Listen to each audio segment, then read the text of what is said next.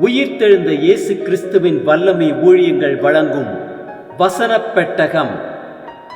இயேசுவே கர்த்தர்.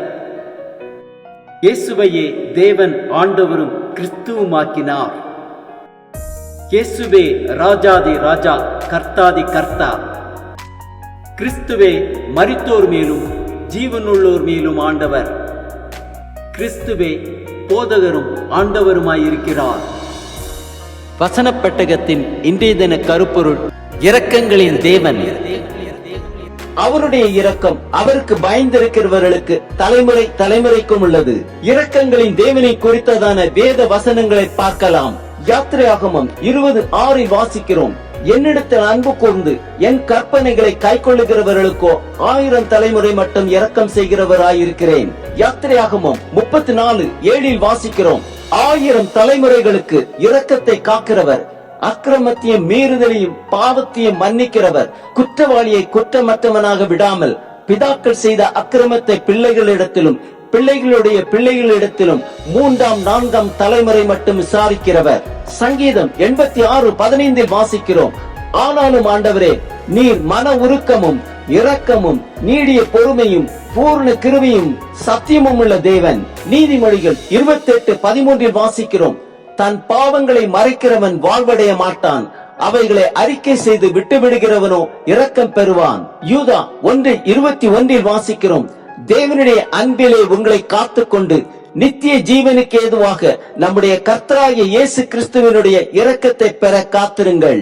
யாக்கோபு 3:17 வாசிக்கிறோம்: பரத்திலிருந்து வருகிற ஞானமோ முதலாவது சுத்தமுள்ளதாயும் பின்பு சமாதானமும் சாந்தமும் இணக்கமுள்ளதாயும் இரக்கத்தாலும் நற்கனிகளாலும் நிறைந்ததாயும் பட்சபாதம் இல்லாததாயும் மாயமற்றதாயும் இருக்கிறது.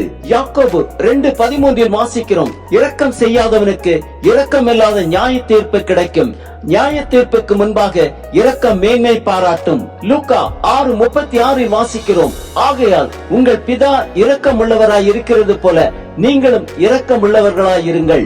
மத்தேயு 5:7 வாசிக்கிறோம்: இரக்கமுள்ளவர்கள் பாக்கியவான்கள், அவர்கள் இரக்கம் பெறுவார்கள்.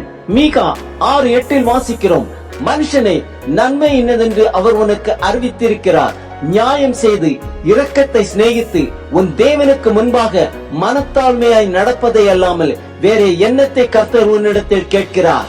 யோவேல் 2:13 வாசிக்கிறோம்: நீங்கள் உங்கள் வஸ்திரங்களை அல்ல, உங்கள் இருதயங்களை கிழித்து உங்கள் தேவனாகிய கர்த்தரிடத்தில் திரும்புங்கள். அவர் இரக்கமும் மன உருக்கமும் நீடிய சாந்தமும் மிகுந்த கிருபையும் உள்ளவர். அவர் தீங்குக்கு மனஸ்தாபப்படுகிறவராயிருக்கிறார். ஓசியா 6:6 வாசிக்கிறோம்: பலிகளை அல்ல இரக்கத்தையும் தகன பலிகளை பார்க்கிலும் தேவனை அறிகிற அறிவையும் விரும்புகிறேன். தானியேல் 1:9 வாசிக்கிறோம்: தேவன் தானியேலுக்கு பிரதானிகளின் தலைவனிடத்தில் தயவும் இரக்கமும் கிடைக்கும்படி செய்தார். சங்கீதம் 103:8-9 வாசிக்கிறோம்: கர்த்தர் உருக்கமும் இரக்கமும் நீடிய சாந்தமும் மிகுந்த கிருபையும் உள்ளவர். அவர் எப்பொழுதும் கடிந்து கொள்ளார், என்றைக்கும் கோபம் கொண்டிரார். சங்கீதம் 145:9 வாசிக்கிறோம்: கர்த்தர் எல்லார் மேலும் தயவுள்ளவர், அவர் இரக்கங்கள் அவருடைய எல்லா கிரியைகளின் மேலும் உள்ளது. ரோமர் 9:15 வாசிக்கிறோம்: அவர் மோசேயை நோக்கி, எவன் மேல் இரக்கமாயிருக்க சித்தமாயிருப்பேனோ அவன் மேல் இரக்கமாயிருப்பேன், எவன் மேல் உருக்கமாயிருக்க சித்தமாயிருப்பேனோ அவன் மேல் உருக்கமாயிருப்பேன் என்றார். மத்தேயு 9:36 வாசிக்கிறோம்: அவர் திரளான ஜனங்களை கண்டபோது அவர்கள் மேய்ப்பன் இல்லாத ஆடுகளைப் போல தோய்ந்து போனவர்களும் சிதறப்பட்டவர்களுமாயிருந்தபடியால் அவர்கள் மேல் மனதுருகினார். ஆம், கர்த்தருடைய இரக்கம் அவருக்கு பயந்திருக்கிறவர்கள் மேல் உள்ளது. நியாயம் செய்து இரக்கத்தை சிநேகித்து நம் தேவனுக்கு முன்பாக மனத்தாழ்மையாய் நடந்து கொள்வோம். அதையே அவர் நம்மிடத்தில் கேட்கிறார்.